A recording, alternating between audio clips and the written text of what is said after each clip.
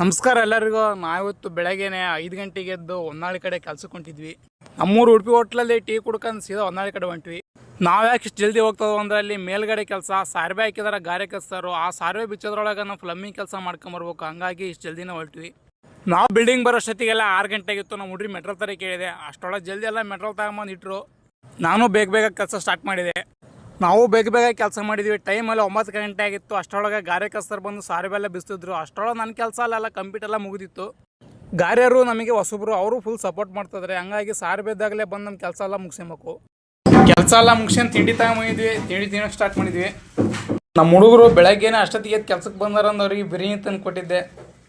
ಬಿರಿಯಾನಿ ಅಂದರೆ ಮಟನ್ ಬಿರಿಯಾನಿ ಅಲ್ಲ, ವೆಜ್ ಬಿರಿಯಾನಿ. ಅದನ್ನೇ ಮಟನ್ ಬಿರಿಯಾನಿ ರೇಜಿ ತಿಂತದ್ರೆ. ಹೌದಾ?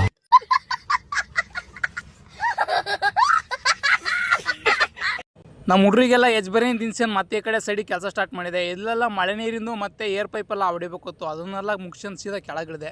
ನಾವು ಕೆಲಸ ಮಾಡ್ತಾರ ಬಿಲ್ಡಿಂಗು ಇದು 2nd ಫ್ಲೋರು. ಇಲ್ಲಿ ಮೇನ್ಸ್ ಬೇರೆ ಹತ್ರ ಐತೆ. ಹಂಗಾಗಿ ಹುಷಾರೇ ಕೆಲಸ ಮಾಡ್ಬೇಕಿಲ್ಲಿ. ಮೇಲ್ಗಡೆ ಕೆಲಸ ಎಲ್ಲ ಮುಗಿಯಿತು. ಹಂಗಾಗಿ ಟೂಲ್ಸ್ ಎಲ್ಲ ಎತ್ತಿಟ್ಟು ನಾವು ಊರ ಕಡೆ ಹೊಂಟ್ವಿ. ಮನೆಗೆ ಬಂದು ಸ್ನಾನ ಮಾಡ್ಕೊಂಡು ಸೀದಾ ಹೊಲ ಕಡೆ ಬಂದೆ. ನಮ್ಮ ಹೊಲದಲ್ಲಿ ಎಷ್ಟೇ ಕ್ಲೀನ್ ಮಾಡಿದ್ರು ಕಾಂಗ್ರೆಸ್ ಗಿಡ ಮಾತ್ರ ಭಯಂಕರ ಬೆಳಿತೈತಿ. ಈ ಕಾಂಗ್ರೆಸ್ ಗಿಡ ನನ್ನ ಕೈಲೇ ಕಂಟ್ರೋಲ್ ಮಾಡೋಕ್ಕಲ್ಲ. ಯಾರು ರೈತರು ನನಗೆ ಸ್ವಲ್ಪ ತಿಳಿಸ್ಕೊಡ್ರಿ ಇದನ್ನು ಯಾವ ಥರ ಕಂಟ್ರೋಲ್ ಮಾಡ್ಬೇಕಂತ. ಇಷ್ಟು ಹೇಳ್ತಾ ಇವತ್ತಿನ ಲಾಗ್ ಮುಗಿಸ್ತಾನೆ. ಎಲ್ಲರಿಗೂ ನಮಸ್ಕಾರ.